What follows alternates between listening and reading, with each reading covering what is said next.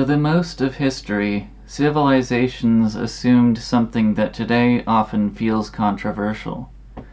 They believed that reality itself contained meaning, that truth was not simply a human invention, that values such as justice, beauty, and goodness reflected something real about the structure of the world. Human beings were not expected to invent meaning, they were expected to discover it. But what happens when a civilization stops believing that? In 1948, the American thinker Richard Weaver argued that this question lies at the heart of the modern crisis of the West. In his book Ideas Have Consequences, Weaver suggests that the most important events in history are not always wars, revolutions, or elections. Sometimes they are ideas. And when a civilization adopts a new idea about reality itself, the consequences can echo for centuries. Weaver believed that earlier civilizations shared something he called the metaphysical dream, the belief that reality possesses an objective order, that truth is not simply constructed by human beings, that values such as justice, beauty, and goodness correspond to something real in the structure of the world. Under this vision, human life had orientation. The universe was not morally neutral. Human beings were expected to discover and live within that order. Hierarchy existed not as an arbitrary power structure, but as a reflection of the nature of things. Excellence meant aligning oneself with that structure. This metaphysical confidence shaped religion, philosophy, education, and culture for centuries. But according to Weaver, that dream eventually collapsed.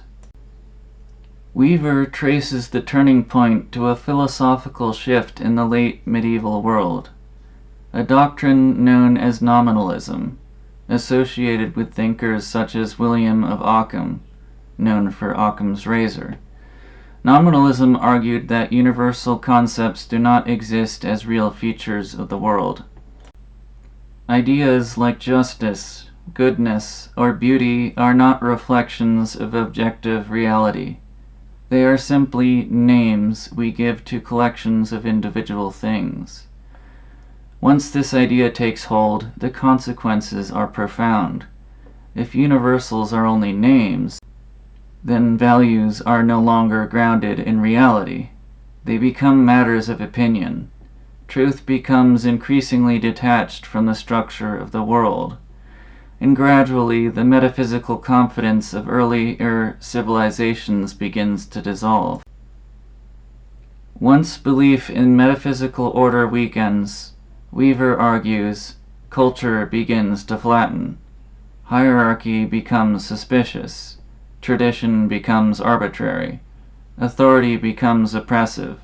And the concept of truth itself becomes unstable. If values do not reflect the nature of reality, then moral judgments begin to look like expressions of preference. What was once understood as a question of truth becomes a question of taste. This shift doesn't just affect philosophy, it reshapes the psychological character of a civilization. Once belief in objective order weakens, another consequence follows. Hierarchy begins to dissolve. In earlier civilizations, hierarchy was not understood simply as a political arrangement.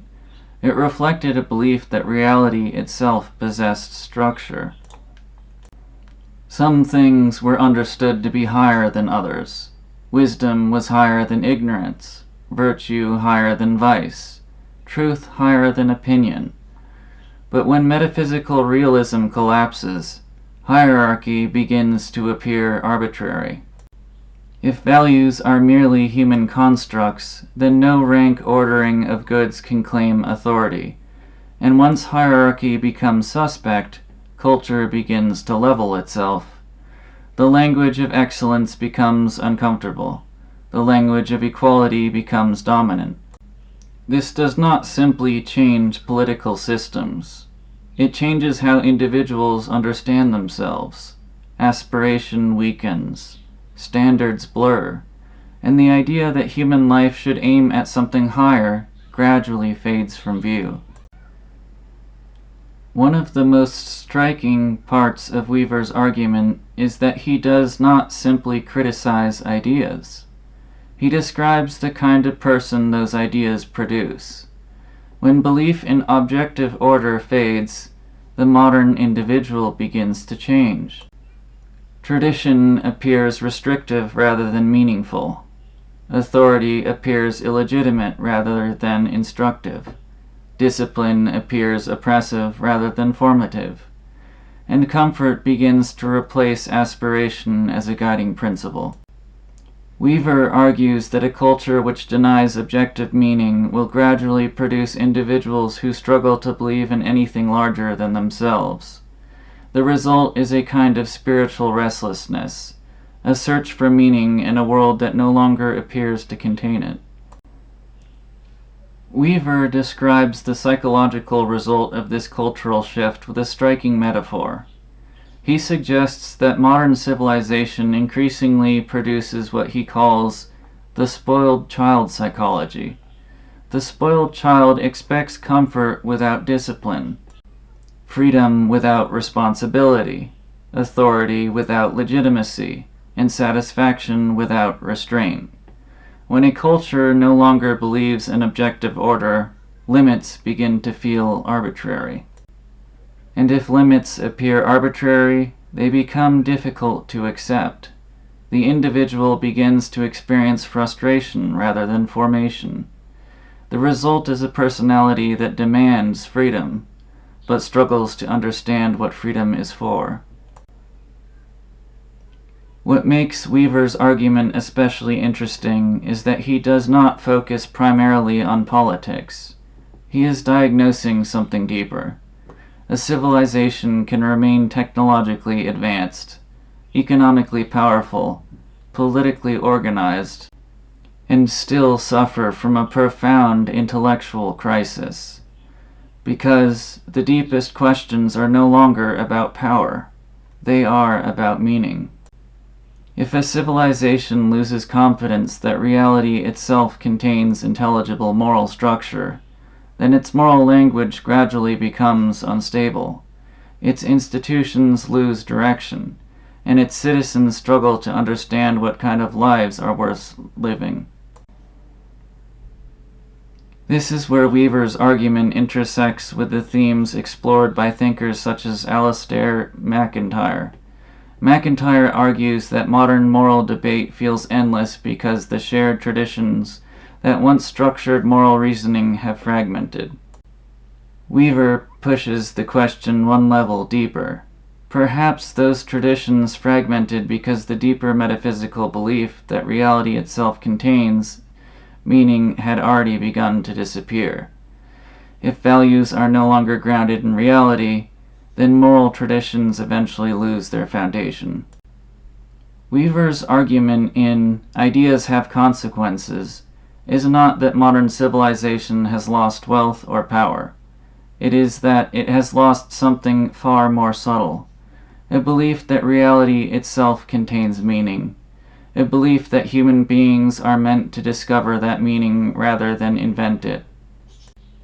Whether one agrees with Weaver or not, his arguments raise an important question.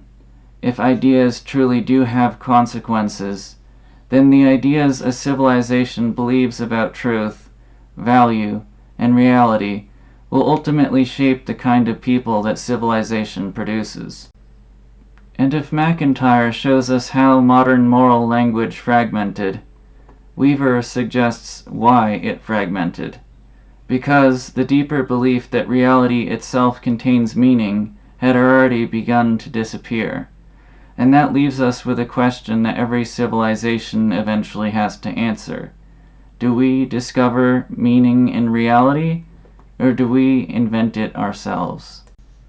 This is just episode 1 on Ideas Have Consequences. Please join me for the next view. I'll see you in the next episode.